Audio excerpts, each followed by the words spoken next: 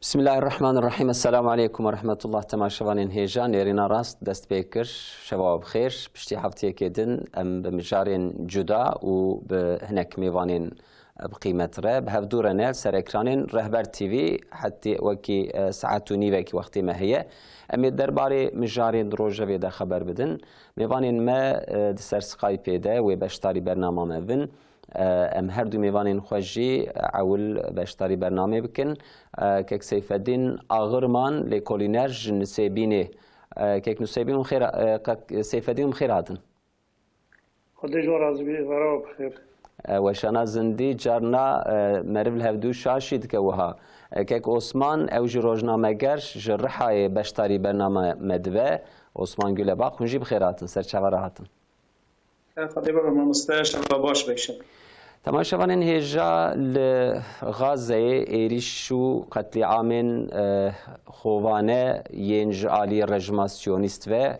hê didomin 14 meh zêdetir e ku li ser Gazeyê û nexasim hinek herema di van hefteyê dawiyê de li cibaliyê êrişên xwe û qetlîamên xwe didomîne. Ev mesele di rojevê de meselamê sereke ku em serê xeber bidin. Dûra jî hinekî derbarê agiribestiyê de jî em dixwazin xeber bidin. Carna agahî û daxuyaniyên ku nêzî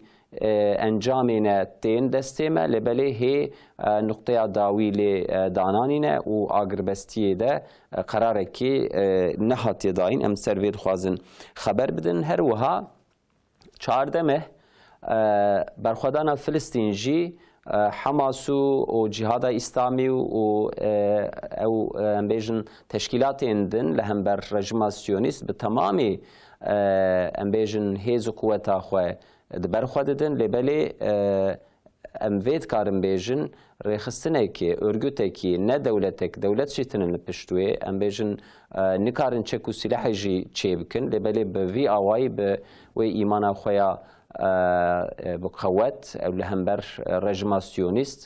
برخودانا خو و تکوشینا خو دومینن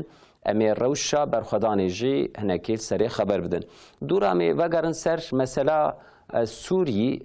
سوریه پیشروش ام بیژن چل پیشیا خلق سوری هیه. هلبت پشتی ظلما 61 سالی جبو خلق سوری ام هیوی و داخواز آرامی و ام بیژن حق و مافی انسانا دکن. لبلی رژما سیونیست جالیه که و اشغال خو دومینه لوی هرمی عالیه که جی هی چک رخصتن و ارگوتین کو چک دستیوان دهنه و امریکا دخوازه ام بیژن پشتگیریا پیاده بکه و حکومتا کو وها هات آوا کرنجی او جی و نرازیبونا خو نشان دادت گروه و ریخستنی به چک به سلاح گله کتنه بن وها توری خو نشان دا. ام دخوازن سرویجی چند گوتنام بیژن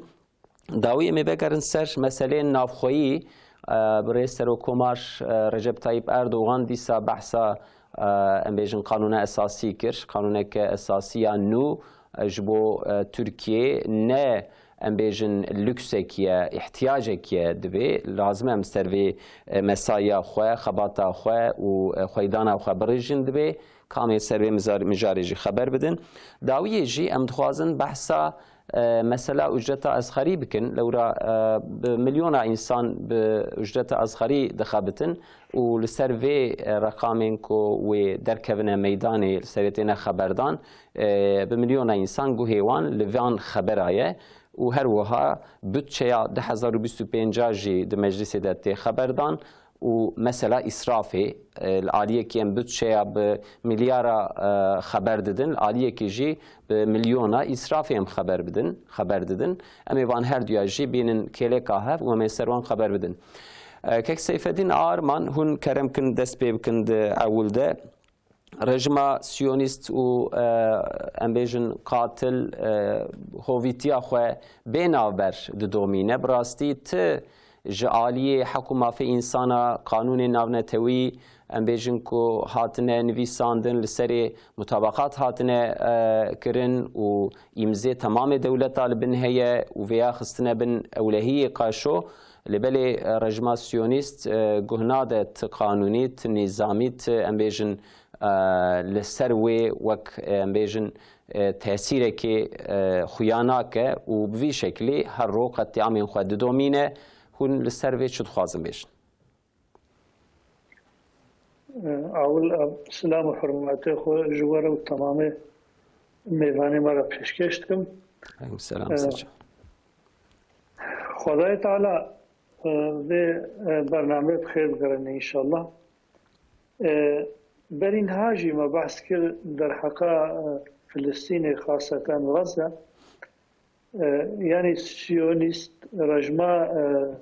سیونیست دخوازه گو غزه به تمامی بالا لورا جهه گو انسان جه گوچبر بونا جه درخستنا لواجی هم دمایی زینن تمام خانی و تمام جه گو انسان جه استفاده بکن عرض و هر چی وانا که هبه همه چک به تقاندنا ایمهاد که کبر لسر کبر ناهیده یعنی گمبش نولا صبح اب انسان وی بگرن ولاتی خوا جه کی گو هر نیجی که کوله بسترن ناهیدن یعنی جبش سر و بنی تبا خرات کن شحولی رات کن حتی مثلا جوا خلکارا دبیجن که مثلا وقتی گو هونجش هر نه فلان جی بدر والا بکن هر نه فلان جی او دجور به امنیتا دماغ او انسان جویده تتکون ویده والات کن ام دبی زینه اسیونیست دکون نوی داره و ویجی تمامی دا بمباد کن مثلا از مثال که بدم کمال دوان هاس نخوشخانه نها یعنی درو دوره تفت خرا کرنا سر طبیبه و ناکه نهندرو ویده مایا یعنی جبو خاطره گو او نخوشخانه چند کبر سر افدو مانا او جی خرانه بن هنک انسان جده چک استفاده بکن یعنی خود در و دوره و ناجی که ایرو کتا روژوه بوداری کرد رژما سیونیست و در و دوره تشه بمباد که ماینات خیوه داره جبو خاطره گوه دریجی که جابدو هلوشنه و دیجی خراب که یعنی وا انسان ترسن به در کبن وقتی و انسان در نکبن خودم محافظت که صبح تبل و تبا و دری و بسروا ده به هلوشنه خراب که یعنی رژما سیونیست گمبیجن حتی جوارش خود تمام غزه و توازش خراب به توازه اشغال که الحاق بکه او انسان دوی دری دیجی که جبرگو هم دولت اردن هم دولت مصر سینوره خو گرتنا نهل نوی سانجوی در کبن نگون نهل تنی در کبن نهل خوارن زاد جوار هره یعنی وا انسانا هنا کاجه یعنی بنیزات کوجن هنا کاجه بریندار نهل یا دما طبی تندرستی بگیوانا که برینداریش بخوینی شهید دبن یعنی واش جهه کی گو بخوازه خراب که تدی جوه در گود گوه دوی دیوال اب کن هم فلان جی جبو گوه دیجی که تمام خانی واجی و تد خراب که یعنی دبردم مقصد سیونیستا چیه دخوازه بگی که داری یعنی آواهیه که وقت نخوشخانه کو اوجی جسدی نوت پنج والایه چند بلکی برینداری کو جهازا و گریداینه و چند امبیجن دکتر حکیم دوی دردنه ویجی دخوازن خراب کن اف آسته که چه وایه دخوازه بکی جه که داره یعنی ابنا دخوازه گوه داره به انسان بکی و انسان ایرو گوشی هاتوانا در بکی رشخوه تب دا قلاند بانا تب دا شهید کر بانا برا گوشی نایو هم دوی داره تشی که حماس هیچی که مجادله خود که هیلوی داره ده بوانا را شرد که او امکانه وی گوب در بکی وانا که همه که یعنی کمکشی که اولو بکی حال حاضر ده یعنی همبر دنیای بلکه هنه که نگی خو نابیتی حتی بوی داره اما گایا وینا که گو تمام غزه و انسان توا جوی ده بخانه جوی ده دخی يعني اگر قول بالا وبه برين هات تكليف قدا مصري قو مثلا شولا سيناء بكا ميوابش نويدر يعني ابي انسان بجبد تركب اب سيونيست يعني غزه تمامي لا تخوازن حتى او هناك لشكري و تقول كاتن ويدري بخوجي كي تقول تقول هاد مثلا البر بحري هالبي البدر البيجي از هاتما از خاني خوشيكم يعني ما هاتنا قوم ام البدر بسكن ام در نكبن دا دفاوي دا ابا ايرو مثلا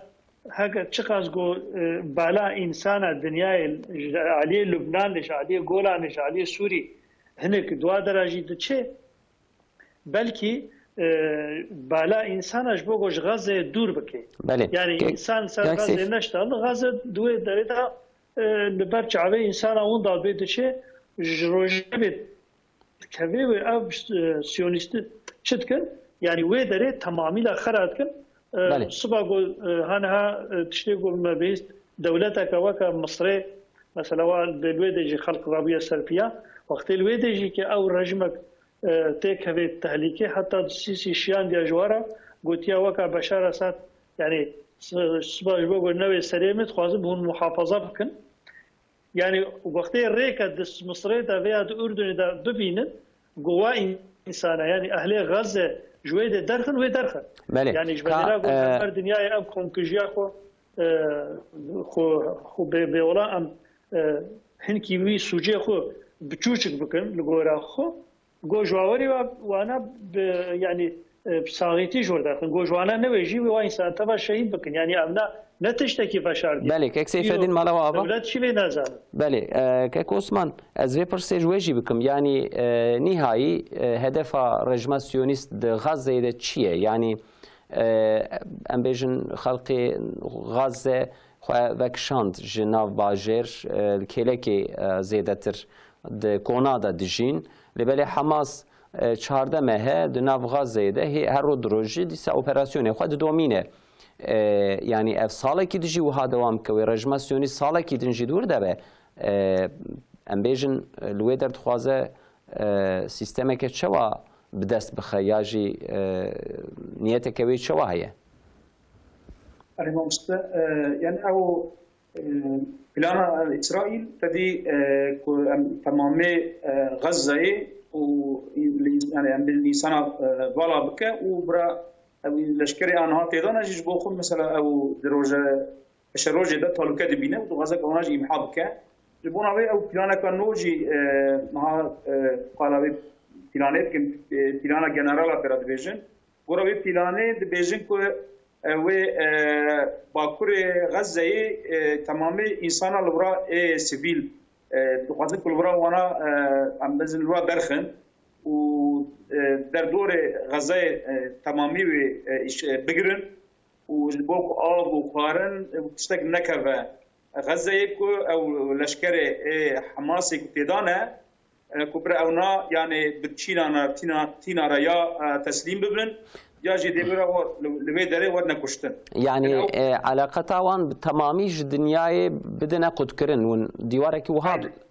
أين زبستانجي تدي زبستانجي بيش مايا سرماجي هيا ودوازن علاقة وان در دوره ببرن بشكل دوازن كونا إمحاء بكن أو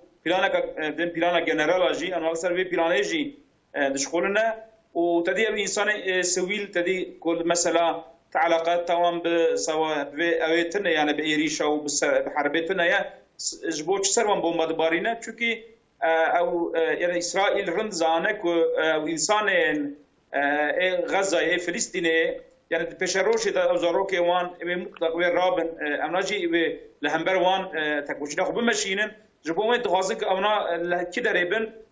غزة إنك أفكر خلق فلسطين لازمه ور إمحاكرن هذا دياجي وكك سيف الدين قوت وزن لغزة تمامي غزة فالا بكن يعني آية كمين كنا قابلين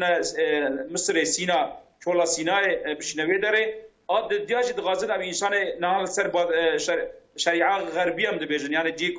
جب محمود عباس تا اللي بيت سر بدرجة بلان هنا ما مستنها بعد بلكي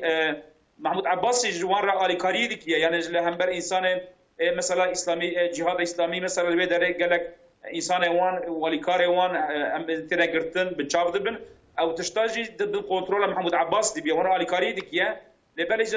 اسرائيل دو غزه كل بات شريعه انسان ورا لورا بالك بشينا اردني هذا اردني اذا تنقلك انسان وان اردني هذا غزه او ناجي بشينا اردني وغزه يا ام بيج او فلسطين عرض فلسطين تمامي الحاق بك بشكل نكسر بلانا شغليه وبشكل جي يعني بلكي بروجي دا برني خواني اما وقال لك انسان جي انسان تينا كشتن وانا هم دنيرن كو لهمبر اسرائيل اوبراسيون حماس قال لك لغزه يدكيه برني روجابي اديا يمني قال لك جي تل ابيب والباجار وي نافندي فيزي وانا تينا ودري دكبنا خواري انا بشكل روش درس 45000 انسان بلاتر يرو هاتيك كشتن مالستا اف نرخين و نرخاندنين و ام بيجن داخيانين و برسكي دجي درخسته هولي يعني بله هدفو ارمانجا رجما سيونيست اوه لي برخدانا فلسطين و بالشكل كي تشوا خو هم بردوام بكي هم جي تكوشنا خو بدومينه روشا برخداني تشيل غوروه يعني روشا برخدانه ما مست يعني ام ايرو يعني بتشافا كي راليس بنيرن تدي ايرو انا وزيما هنا لبلا ايرو ام دنيرن كل غير يمني بيتر ايرو كسك اليكاريه يعني روبرو نكانيه بدا يعني ب ام بيجن بشكل كي پیش چاوا ام کسک اليكاريه ناديه غزه ايرو تدي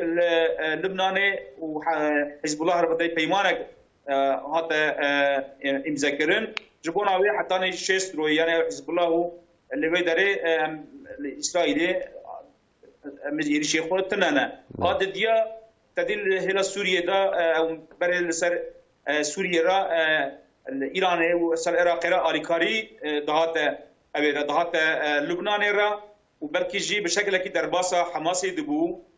او قنالاجي اسرائيل هات يعني اسرائيل قرد بشكل كي هات قرد ام دنيرن واد دديا ما مستدي يعني اسرائيل يلو ام دنيرن يعني بلكي لهندر خو زيادتر دخوازكو اليكاري در دوره اليكاري كنت حماس را دغازج وانا قطبك يعني با بروجي جي هي مثلا يرو للدر واي خود بروجا ماشينه بلكي تهديد جديد يرو لليمن مثلا يرو يمن تهديد كر يعني او تهديد بيزا لوراتنا افتد بي امي وك اسماعيل هنيه وك يحيى سينوار وك نصر الله امي وتشكي من السر وجي تهديد كر ودغازك يعني كيكو اليكاري غزه كيكو اليكاري حماس يدك دغازه بي وان دور دا قطبك يعني انزل ترجي دغازك ايران يعني التكيليا ايران كو اليكاريه ده حماسي ودر دوره او مش ورقتي وي دري دغازه بي وان قطبك وبشكل يعني حتى كان در دوره خود باريس وبشكل يعني ايرو اسرائيل لسر اوليه خود زلتر دسكينيا ما مستر بله حماسي ايران بيجن وكبره ما مستر سوريا كات شون داجي يعني ام في تشافيل دنيرن يعني وكبره انك درما خو بلكي كتب غاستنجي يعني جعالي تشكداري و جعالي شاخه لشكريه و محقق او هن تنگاسی هبه لشاخه سیاسی جی هي شاخه جواکی جی هي حماس و دکاربه خوش خیری غازه لدردور دنجی بلابکه یا جی اف برخودان لدردور دن لشریع روجاوا لقدسه لباجار دنجی دماکو بلاب و اف جی يعني بلاني بي جي او تنبن دستي برخدانا فلسطين دل غوروه بكورتاي ام بيجي بيجن مطلقه ما مطلقه او هدف واجه هنا على بالي تديرو يعني ام بيجن مع الاسف يعني الروجافي كيت يخوري يعني بلكي حماس يعني ام بانغا جلابك مثلا يرو ام مصري كسيف الدين قال كان المصري انسان در كتنا كولانا مثلا بو سيسي بروتستو دكن يعني اردن او جي مثلا قال لك استاني فلسطيني الاردني هنا يعني ام زانك اصلا بلكي ان مثلا فلسطيني تشارسريا و يعني ازادبونا و زيادتر الاردن مصر در باست به اگر اردن مصر يعني اذن خدي بكفه يا ام بيجن استانك حساسيتها وان للسر فلسطيني هبه دست وان که و ایشالا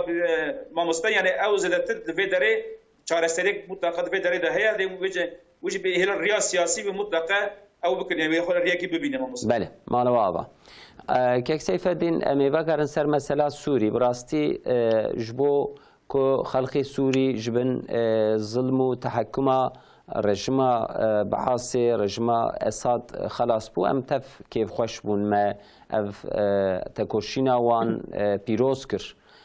بله هن پرس هنه لسر مسئله سوری یعنی 61 سال بلکه ام بحثا رژیم ام بیجم بعاث دکن لبله دوی 12-13 سالی دا بالفعل دناو سوری ده بدها بلکه زیاده تر رخصتين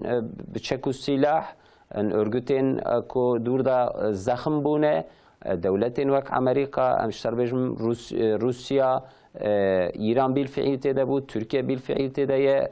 داويه رژیم سیونیست اشغال او خلوی در برفرهکر پیشروج سوری اون چوا دخوینن جالی سیاسی و وک نیرینه که ام بجم برفره دماغ عملی بنهرن براستی و دماغو ام بخوازن لروشا سوری ده پیش روژه ده ببینه برک عول ام لروشا فلسطینی میزنن لورا دمایزن لفلسطین انسان یهودی گو نه سیونیستن هم بر رژیم سیونیست بلکی اوجی که وی رژیم مشروع نبینن انسان مثلا فلاحانا انسان سوریانی هنا إجغايني ويناجي كي يعني أم نيزن هناك وكا محمود عباس وهفالي ويناكي إنساني سوسياليست كومونيست ورقود نولوجي كي هنا دوه إيريشا سيونيست دا أم دميزن أب إنسان تب بخوديما يعني دنياي أب إنسان دناب لابي پنجه سيونيست دا هشتن بلوانا نبونا خودي لورا دیره فلاها هاتنا بومبا کرن انسانی وا هاتنا کشتن گنده وانا که عالی لبنان بنارن گنده وانا که یعنی هی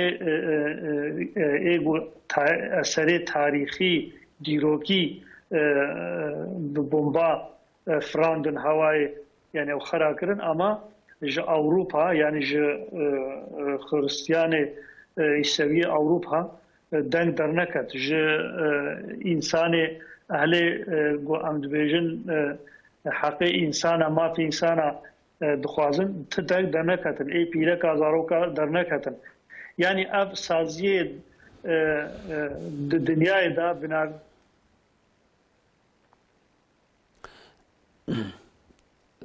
بله ایجا میزن سوری خلقی سوری دیگر اب ظلماگو بشار اساد دید هم لبر به ظلمه هنا ام دمیزن ایگو آلی بشار اساد کن وکا روسیا گو دما خدا سوسیالیست و کمونیست و ای وکا امریکا گو مثلا دنیا دا جهه آزادی حریت یا وکا مثلا انگلترا گول اوروپا یعنی و فرانسا دبیجن جهه چیا جهه ادبیات و جهه چند و جهه پیشکتن و مافی انسان آیا ام دیزن همه چه بون چه لبا انسان بون آیا دستور دیجی هر کس کی ارگوتا کی گرتن هر کس کی جبو حق کی دوی ده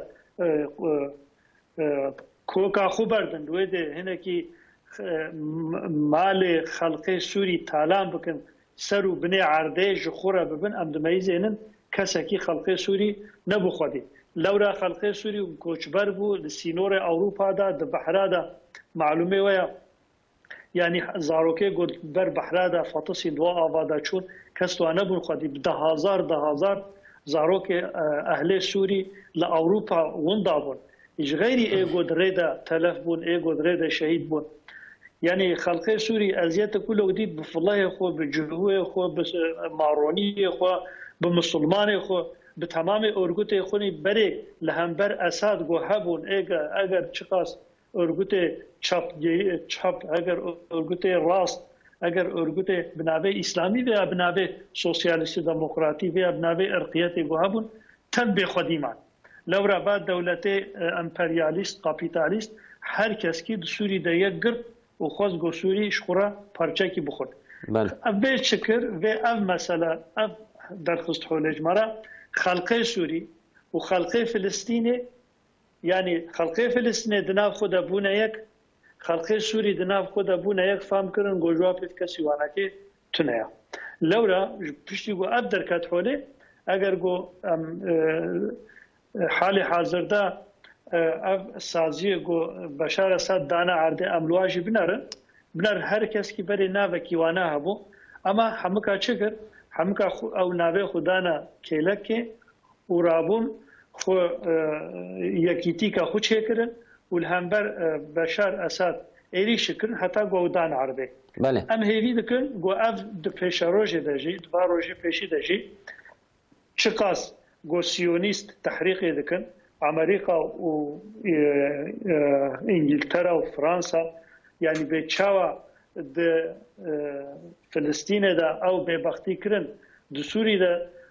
جیکت خوازن گو سازیک چنه به خوازن گو او خلق نفس نستنه بهنه نستنه به خوازن تبلی هفدو بکن بله لورا به کلمه خوازن به یعنی تشته گو خلق سوری روشا خلق سوری راست گریا ظلم و زورداریا اوروپا و سروکی او که بشار اسد و ای دورا و او قرال و ملک مزنع عربا و الهمبر سیونیست اجی سکوت کرن و الهمبر و ظلم اجی سکوت کرن او خلق بدف و ظلم و بردان اف ملت کریک هم هیوی دکن گود پیشتا یعنی خلقی سوری و روژه خوش ببینه اما ام بیجی جبیر نکن ایوه که امریکا ایوه که سیونیستا و نخوازن خوشی تکه سوری لورا گو خوشی کتی سوری بله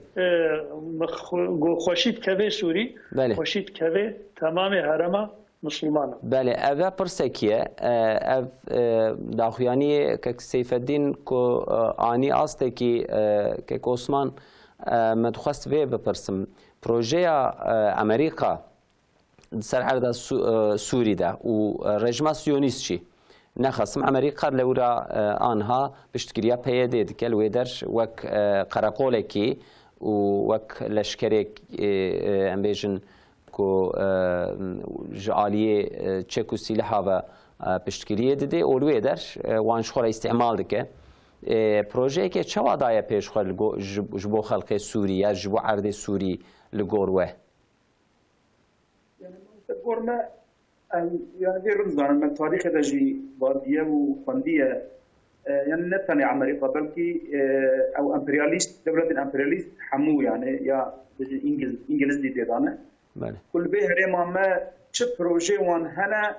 اول هدف او بروجانا اولويه اسرائيل جبونا مهمه جبونا و تش بروجه قدرت بكن ولد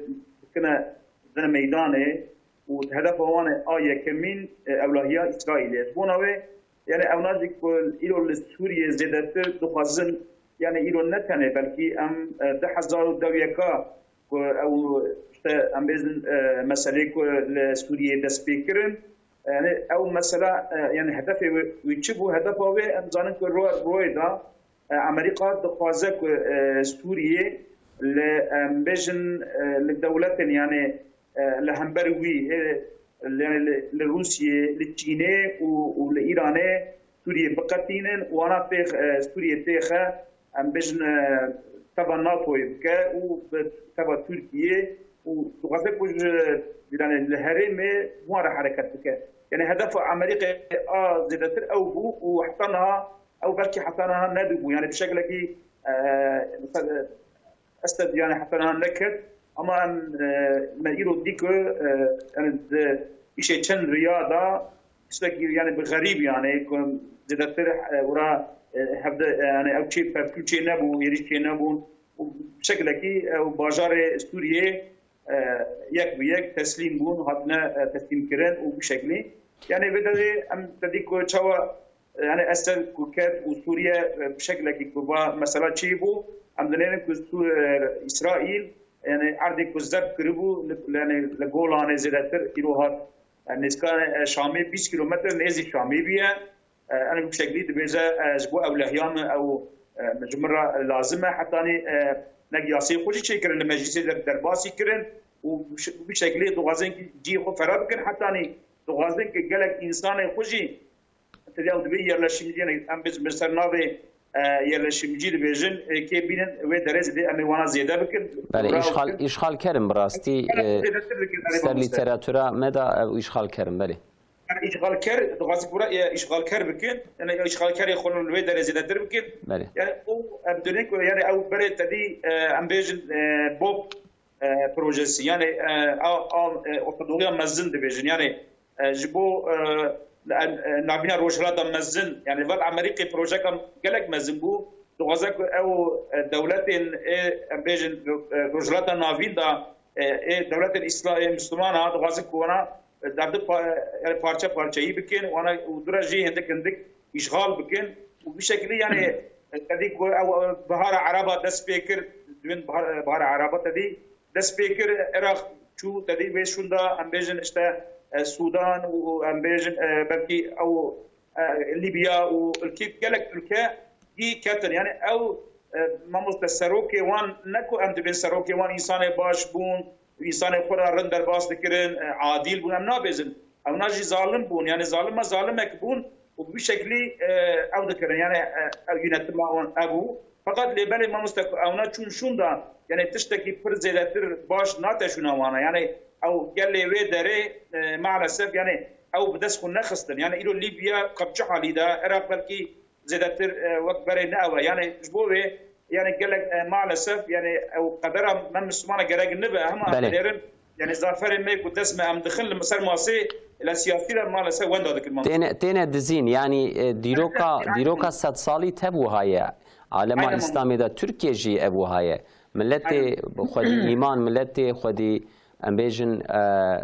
هيزو اوكو لهمبر اشغال كرا برخددن وولاتي خو آزاد دكن لتدنيري هناك تين سرماسي او زافر وان ددزن و بالناوي لايسيزمي بالناوي كماليزمي الفي هرمي لام بيجن سوري سويرو بلكي هناك ناويدن ليبيا بوي شكلي انها افغانستان وها اكمل دچ امتكارن في بيجن سربخبو يعني سربخو دركه بله كلام كن قلتني خو بقدي نسرفي مجاري ارما مست يعني افغانستان جمره ميناكا كنويه يعني او ام بيجن دورما قلت كي ببا تدي وتا كو ايران جي دورم بو امام خميني رحمه الله عليه جي تدي او دورم كو هاتا كرن مثلا او فكروا بروجو او روحا اي وان بخبو يعني سربخبو يعني عيدا وان بو يعني نبروجكت هناك يدبون نكو هناك دنا آلی كرير وان آلی كريد كر جبونا ويرو أفغانستان جي يعني أم بيجن بسرنا بالطالبان يعني أو تشكي وان هزي وان أم بيجن شورشا وان يعني عيدا وان بو بشكل كي بخوفة تشتا أو كرد وسرفراز بورو ودولة آفا كرن يعني تمنيا ما أوكو قال لي مسلمان هرما ما نفس حتى شوندا برا ام بيجن ويش او خونا يعني برا انسان وان ندزن يعني برا عيدا وان برا نهنك دوار بروجا دينكو انرجي ام بيجن وك اوكي تي بروجي دا شنو اخو بقري بله خدي بروجا قبل يعني مستقبل بله مالوا اوا سروي مجاري ام وها اكتفا بكن لبلي مثلا بنابراند و ام خبر بدن كك سيف الدين براستي مثلا سوري زيادتر جبو تركيا مهمة علاقة وزيادتر بتركيا وهي البت عردو آخا مسلمانة يجبو تمام مسلمانة ام بيجن مهمة لبلش بركو پنابرو ومهاجرين سوري زيادتر خو سپارت بون تركيا و تركيا جي جبوان دري خو فكر بو وابو 12-13 سال بسرفرازي هن بلكي بارتين نجات پرست بارتين وها دجبري ملت سوري ام جي درخن يا جهنكي كسايت لبالي براي هم حكومت شجوه هيليفا بارتين وها خودي وجدان جي وملت ماجي براستي جبو خلقي سوري دري خو فكربو او جي الفيدر ايدي خو اولهيه دديتن لورا الويدر شر وبفچون هبو بله پشتی که دری آنها هاتن وکرن ری کی جی جبوان وبو ریا وگره براستی جی و اموت باروان حسبینن لبلی النهاية 4-5 مليون خلقي سوري وفقرن ولاتي خواه جبو تركي او بروجيك شوال پیش هبه ويدكاربه بنابرا اولهي لأردوان بجيبك وجبوان آخك اولهي عوابك لورا آنها حكومتك وهاتي عواكرن حكومتها ام بیژن مدکی وها بچوک تجی حکومت جخورت به حکومت یا حکومت قبول کرن و ترکیه چه خاد کار به دست عالی کاری جیره دریج بکه و چه خاد کار به دوی مجاره ده سرفراز به جبو پنابران. بله. حاجی که گوچبری سوری نه معلومه خلقه کی مسلمان بو وقتی هنگانه گو اف ظلم سروا ده هات و السينورا خستن هات مبادرة يعني خلقي ما الحمد لله ملتي ما ذاتا قلبي وا خلقا أهلي وأقربائي وناكي لبيدي هابون يعني وقتی هنگانه گو و انگلیز و فرانسا و امریکا گو وقتی گو کردستان کرنا 4 پارچه معلومه پارچه جیل سوری پارچه جیل کت عالیه ترکی او خلقی گو سوری هاتن اغلبا قلق جوانا امکانه و هم خل اهلی خو گرتن خل اقربای خو گرتن و ایگو کسی واناکی تنبو معلومه ویا کتن قمپا یعنی دولتی ترکی جوارا قم چه کرن کتن قمپا الوادر جیانا خو بردوام کرن ایگو حالی و خوش بو صنعتکار بون لباجاره وکا عنتابه وکا اشتباجم اسطنبول الوادا چکرن کاری خوبه کرن که جی کارش خوره وکرش خوره خابتین و ایگو یعنی اهل و اقربان و علی اوروپا هابون خواستن هنوادرا لسینورا خواستن معلومات عددیتن تشتکیلو چه بو تابی yani çendu kültüra Müslüman ve Avrupa ne yapıyor? Avrupa gelek eziyet diyten. Ama nicamma, aliyema, jbergu amtal Müslümanın hakikaten az ve bu meşahede ve nake mesela az camire ki nas kim ma'alem bu لأورفاي لويد رحاي چار اوديبون اودك جي جبرگو جي خانيه بكري نبون اودك خوالا كربو مالك اهل سوري خستبويه د اختياري وهبون الواد ميزان يعني خلق سوري حقيقه ملتي ما جا قالك جرا علي كاري كر قالك جوارا وكا مثالا مهاجره جوارا بونا علي كار tabii avcı ve çibene peş ama avvetene جبرگو حکومتا ترکی لأفرین و لإدلبه و دبند حکمه و ولایتا عنتابه لویدره دمیزان لویدره خانی آوا کرن جی آوا کرن خانی پریکی دا شکرن لویدره جی کی ساس کرن و انسانا لویدره اداره خود کرن يعني پارچه قصوري نيرن داخويانية كداوي هي خبرك جرم هي ام تخوازن بتماشوانين خارجي باربه بكن افجي مجارمه امل سري خبر بدن براستي لسر مسرا اجرت اسخري عالية وزارة داخويانية كهاتا كرن لسر رقامه 22,104 ليرة ام بيجن رقامك وهادر كتيج عالي حكومتي افجي داخویانیه که داویه ما به تماشاوان خوره پار بکر کرم کن خبردان خو بقدینن کرم کن طبعا مثلا آلیه بشار اسد خلقی و درش جه خو نه هاتبون يعني آلیه لاسکیه شام آلیه شامه او در هی آوابون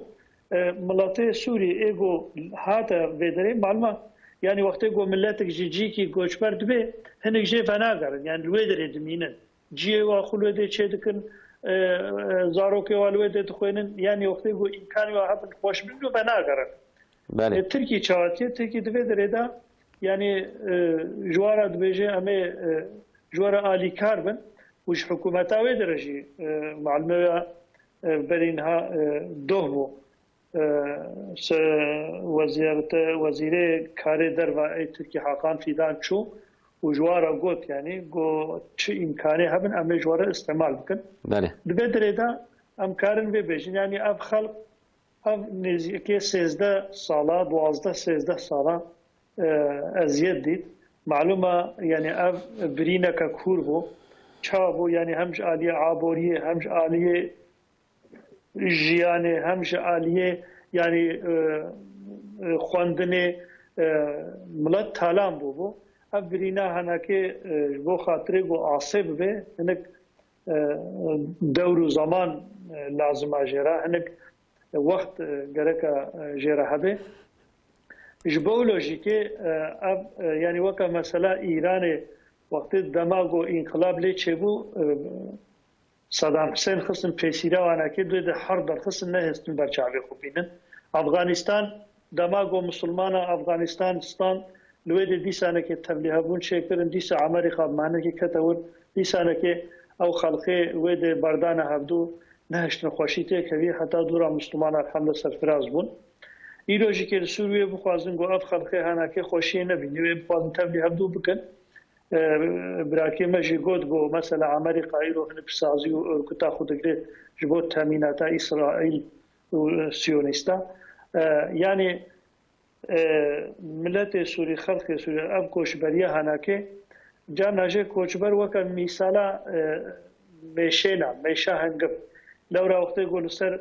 يقول لك السر دارك داتيني فيكيوي جيادي ياد بي اديج بي يعني تخم بلاد كي بله بخورد بي وكبانا مثلا با وقت قوتي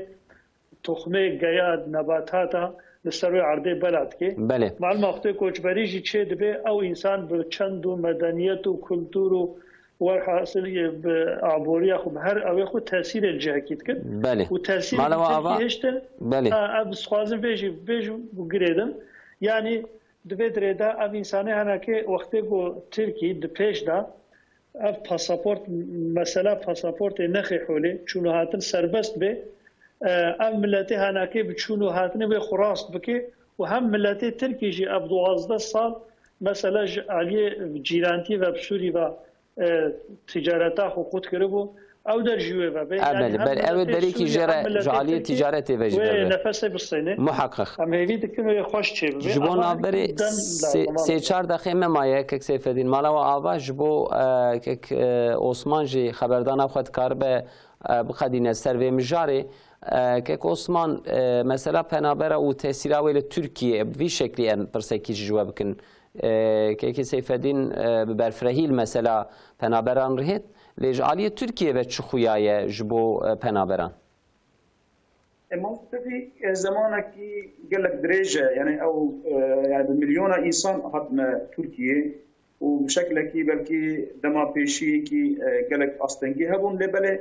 وبيضاوي امزانن كو امناجي يعني كتنا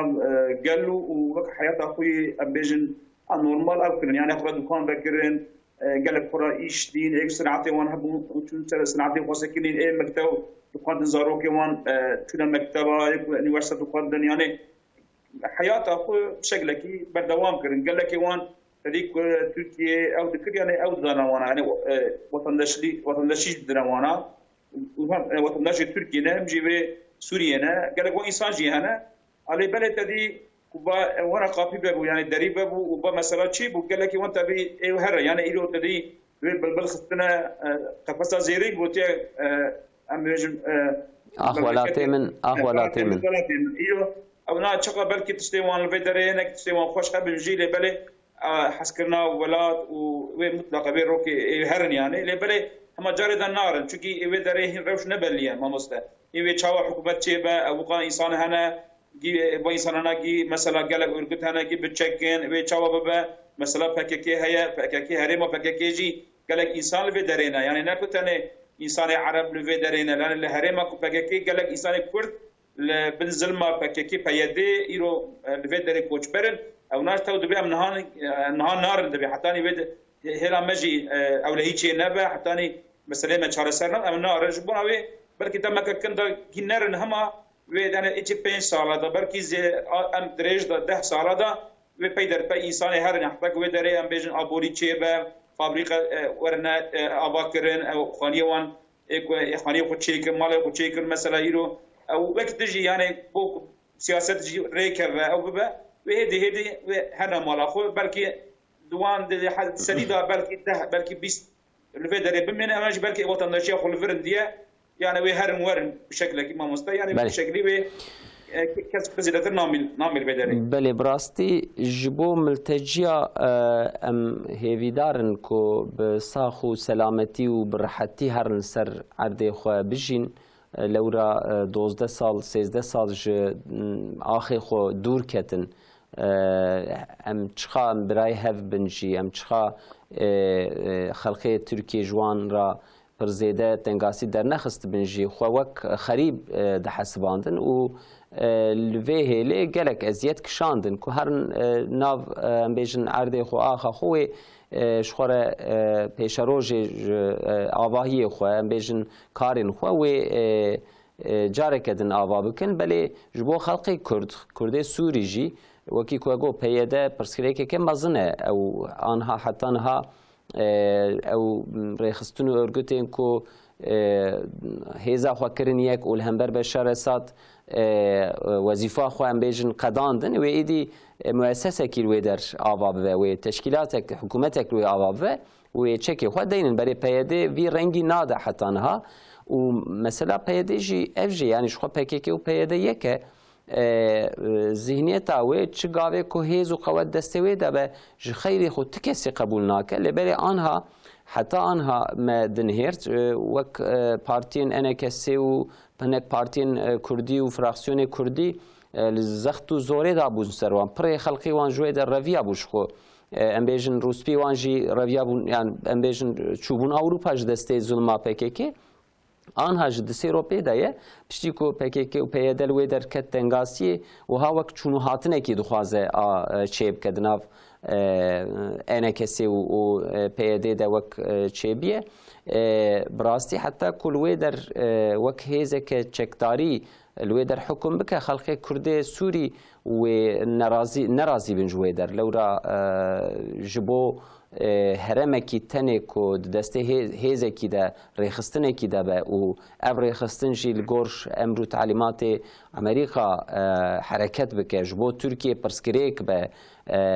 داخوازه که وی نه کو بشکل دولتی بشکل ارگوته کی خو بحسبینه و بوی شکلی حرکت بکه اب پرسکریک که مزنه جبو خلق سوری انشالله پیش روز دوی مسئله جی بیت چاره سر کرن هر دو میوان مجی ام اسپاسی خو پیشکشی ود کنم هر ناوبره کی پشتی ناوبره ام برنامه خو بدومین براستی بریا ام هر ناوبره ما آگاهی که داوی خبره که داوی دسر اکران رهبر تیوی ده پارو کربو او جی مثلا اجرتا اسخری اشکره بو وزیر و مسئله را علاقه دار اشخان او بیاناتی دا سروکمار اردوغان جی سرش مدیا جواکی ده داخویانی که پار بکر لگوروی معاش اجرت اسخاری جسدی سی لزیده هاته کرن و جحفده لیره درکت 22 لیره 22,000 و 104 لیره لگور رقم فرمی آنها اف خویاد که لبلی و هیچ چند روز سروی مجاره محقق هنقاش بینر کرن که اکسیف دین و رقم چوادیت لگور و اوی آلی خباتکاران جوی ممنون بن یانا هیویه که دن هبو حتی 30,000 جید هات خبردان بپرایی دریا گشتی ده 25-26 دوی آسته ده هات خبردان و وی رقم چوادیت الجوراغو يعني حياتا إنسان إيرو حقا مثلا إنسان كيبو دكري درودني كرياوي ناكي يعني حتى بجينا جي حتى بتازده هزاره در باست به مثلا جناجه ایرو ان باجاره که من میزن کری 5-6 هزار پره انسان کی گو ایرو 5-6 هزار پره بده کری و مبیشن یعنی معلومه خلقی ما اناس 3-4 زاروکی وحنا یعنی ایرو 3-4 زاروکی وحنا اب زاروکی وحنا که خوندنا وانا که چون حتی یعنی سرویسن اشتر بیشم چکن يعني ور حاصل صولة تشتيقو استعمال كن يعني لو وقت جو فاتورك بقد كرن يكلد ميزينه يعني او فاتورة داهي جارك يقول إنسانك يا مهك لد ميزينه يعني 17 هزار پرد که يعني لو 22 مليون پرد إنسانك يقول بستينه tamam yani برveda av hayat, برveda ceyran hayat, برveda doğal gaz hayat ya da kömür dar hana, afkatıştı hana ki hana. Peki bir sana ki ve çubukhu yani amdena vaktim tahsibenin ne basa. Ya diyeci he asgari ücret nekat ya hule he belli ne bu ya amdümeyzenin etiketi marketa, etiketi yani dükandara anlayızının çıdbın hemen bilindibin. Mesela çiya, mesela efendim mazot bahaya, mesela kiriyari çunahatın ücretavi bahaya vesaire kad be kad be. Yani ve asgari ücreti aslında zedabuna ve behtir gereka riyago evet tiştigo et halenin be kutkirin. Yani tiştigo ab asgari ücret halenin gundadakın gerek riyavi begirtir. Yani peşi riya çıbgin riya bahabune tabgin ve riya ab masrafa go te kad bahad be ve riyavi gerek begirtir. Hatta riya bina ne gire asgari ücret çıkar zedab ki ta asgari ücret sere sadi peji bistat zedat ki meyzene etikete çe feki سری صدی سه بلند بیا جلاس سری صدی سه چل بلند بیا قرطاسیه ولو yani kilo goşt en kem belki civak İstanbul Ankara yani 700-800 belki milyona keşi ama ciki vaka Merdini mesela kilo goşt ilo 400-500 dolara paraya. Yani abi sari hanake ve çava idara khub ki maalesef yani ne bas tera ona nake. Yani gerek devlet ab asgari ücret vakti go bide insana ki seri şahsa ki bide. Yani dba khodeje razi be seroki huda pare berinha avanina roja ve goter. Yani gohte un asgari ücreti dedin un dedin şahsa ki bele अब शख्स यानी पीरे का भी है जारो की भी है ना खाए वाना के या जी भी शख्स हाना के मसला जी vergi muaf bakın yani vergi ve insanlar aslında bir şekilde ki peşya riyago ve ücreta hundudun wana ki godut halene ve riya halandını kod bakın ya muhim av nakiya ne basa yani gombej ola idara insana ki aile ka çar nafs yani jünümeru duzaroki vanaki haben idara oynar bina nabe yani. Bale yani mesela ücreti asgari gave kutte tespit kirin ji ligor bahaye kod embejin kolana da de bazara da de çarşiye de şahsa ki ne zevcandi u malbata ve tnebe dikaribe debara mala xu bikel ser vê rakam dertê meydanê bi rastî lê belê em vê dizan wekî ku we jî kerem kir yani kesekî ku debara mala xu dike biye xwedî aîle zarokê wî hene kiriya malê dide ev ne ser malê ye yani elbet ê wisa jî hene ê bir rengî jî hene lê belê ev hinek şertê ku pêren hene lazim el ser wê hinek şert bêne guherandin ya jî mesela bacê vergiye yani anha em rakamê net xeber didin yani brüt jî heye ku dibêjin ew jî vergî jê dibirin, yani ücreta asgarî madem kesayetekî li ser vê reqamê bi vê pereyê dikare bi tena serê xwe em bêjin debara mehekî bike. Ew şaxê vergiyê jê nebirin û malbata wî jî hesab bikin. Her şexsekî tevî ayla wî 3-4 belkî 5 nefs bin li gor wî reqamekî derkeve, belkî hê li gorî heyat û jiyana însana bi qîmet be. Ev jî ji bo kesê ku bi ücreta asgarî dixebitin bi rastî reqamekî ku nayê qebûl kirin. Wê nerazîbûnê xwe gelek em bêjin sendîqa partî sibê wê bîne ser ziman. Hek Osman hûn reqam çawa dixwînin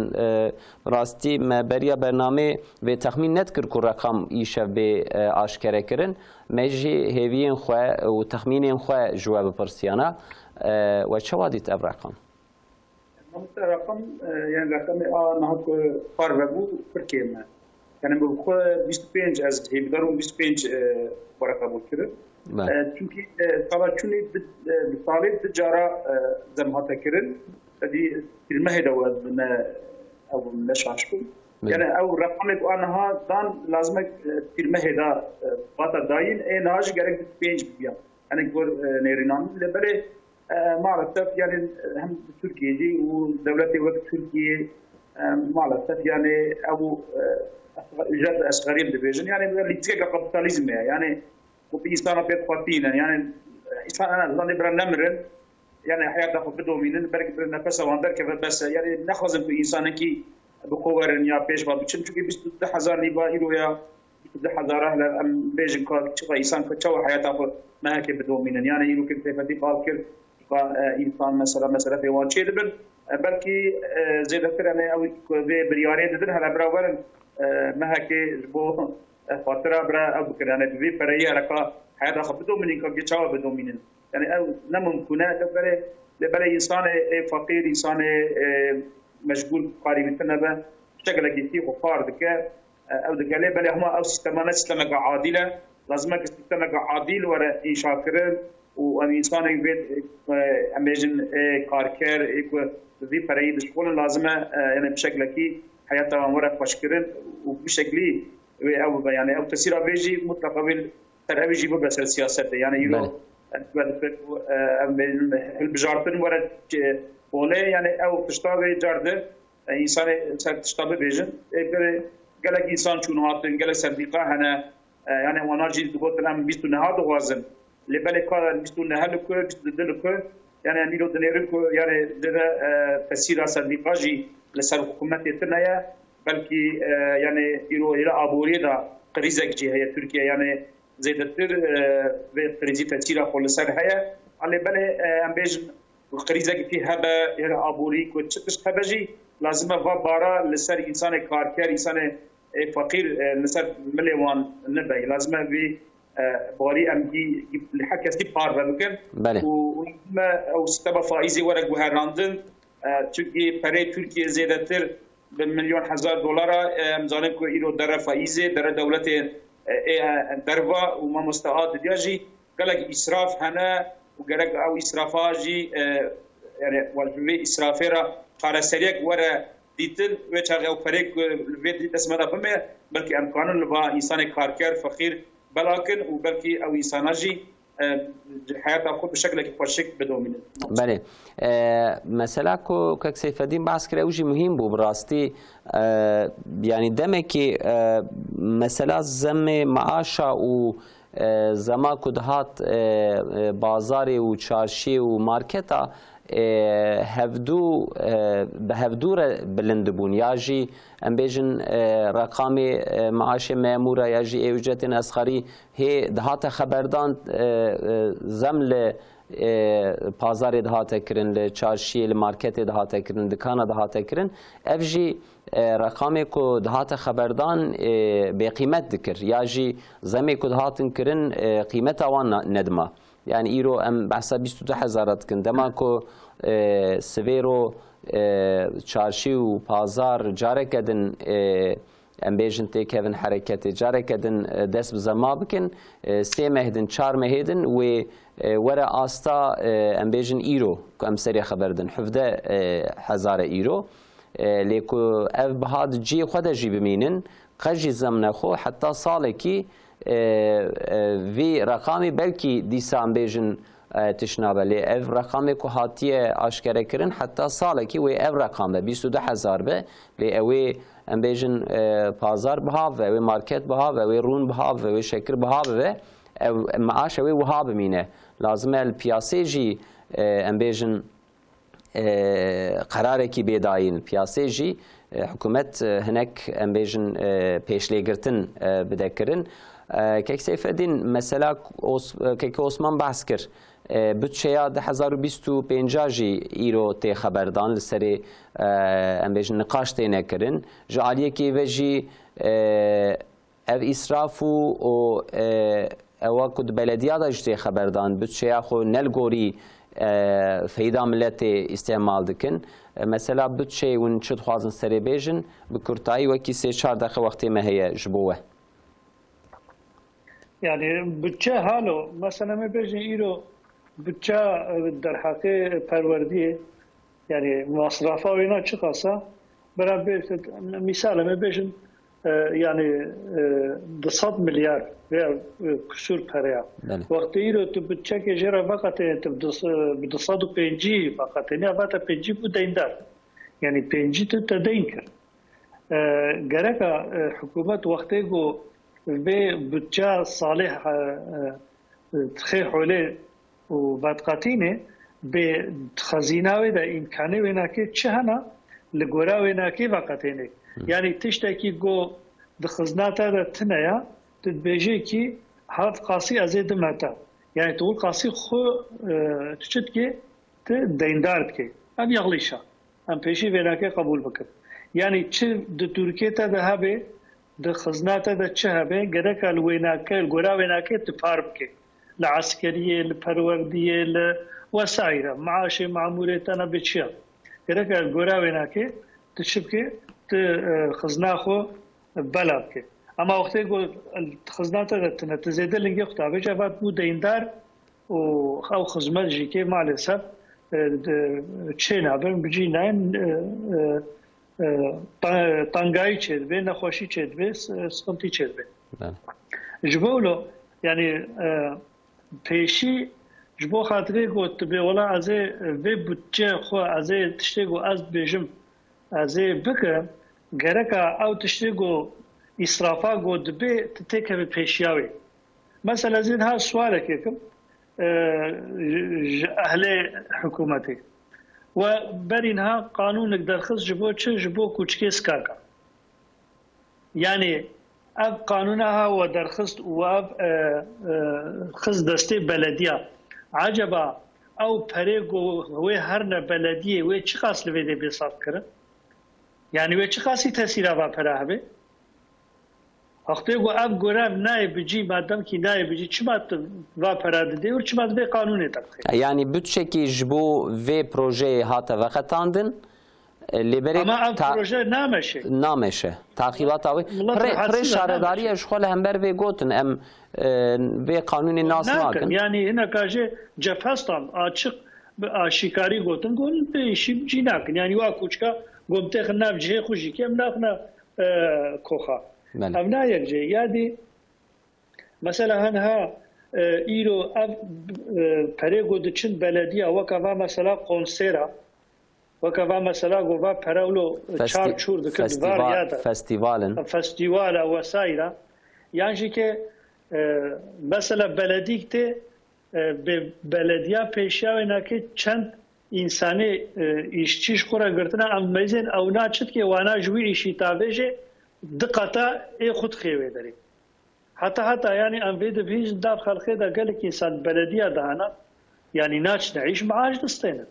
هناك إنسان هنا دسي معاشات دستينا يعني بالشكل يقولوا إسرافك زيادة هيا يعني يقولوا مثلا بيجي يكي قد يخو مقام مدورة ملت وكيلي عم دمزين چند هم عربي مقام هنا چند شفيري هنا چند ياردمجي يعني آليكا ايغو خزمتاويت كان هنا يعني شورمند هنا شورمندي وهنا يعني أبقاس مصرفا إسرافا جو بشكل دبي وقول بيشيا وينا ناقرن ودرخي دي جد بيجن بتشاما يعني فكريد بيني بيش بتركي قول بي آچغي بده بله وشخوي آچغي بده وشو آچغي بده بله 200 مليار فرا خزناته ده هنا بحرا پروردیه ویا بحرا عسکریه تدوجه زي إيصال 300 ملياري دماتا تجيبات قتيلة تبي 300 مليار كده زيفرة تشت كه تي vergi سرپشتاملات زیاده دیگه vergi زیاده دیگه ویا شغله انسانی مردبه ترافیک پلیس دخنه کوشا بدزی جزاش خالکی را خود کرد. بله معلومه يعني که سیفدین وقتی ما هندکمات بله که عثمان کرم کنوش سروی مجاری گوتنین خو بیجن مثلا بودشیا 2025 براستی که سیفدین خوش دیاری کر يعني بودشیا و د خزینه و د چه هبل گوروی دوی گابین آویت نخاسم د سازین حکومت د سازین دولت د یا جم گوتنا خو راست بکن سازی دولت د اف اسراف و اف پیشلی بردان براستی گلک جارتی خبردان لازمه اول خو تصرفی بکه دورا دست به ملتی بکه هون شد خوازم بیشن کرم کن 3-4 دقیقه وقتی ممایه zaten her sal yani ve deme bütçe kabul kırın zamzanı konu Türkiye çıkas bütçe kabul kırın am denerin kudamak kındaji kurtaji ek bütçe de bejim medarxiye و بشكل ki yani zedatrin jarda avdıkan yani devlet kusal bisaltın deydardı ki bu navi yani kesbetici bu kadar razı be yani gerek insan çavad ve ne yahud gora organa ku gerek meri drejki ki واگر شکلی نگیته بدی ضرر بکنه یعنی ترکیه جی اندنیرن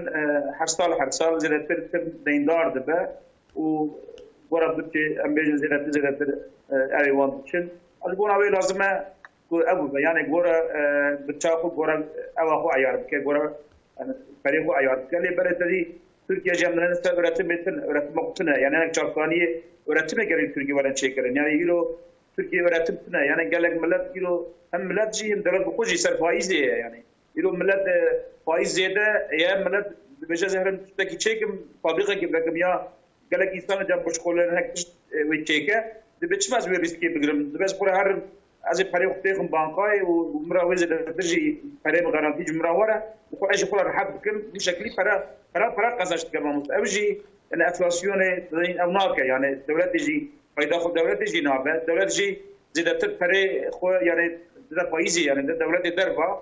اوجي بالك جرانا بس بدوش تبن يعني ايو تي بسكن جارد باري خو كوكتي ملاد دكن بجن امي ورغي خو بدن اشتبا چقا para transfer giriyor o para çöki dere yani de her dere de doğazın vergi beskinin hani bu şekli bari خو جارد لسر gele خو دكن لسر انسان فقير دكن اوجي politika kaşarşa mı بله معاش کمترین معاش اسخری اجرت اسخری بو 20104 لیره تماشاوانین ما امجاره کدن دوباره بکن سر اکران آن داشید کاجه ده نویسیه 17 لیره 17002 لیره بو حتی آنها جبو سالا 2024 جبو مها پیش مده که دست پی بکه لسر وی رقام امبیجن قرار هاته داین 22104 لیره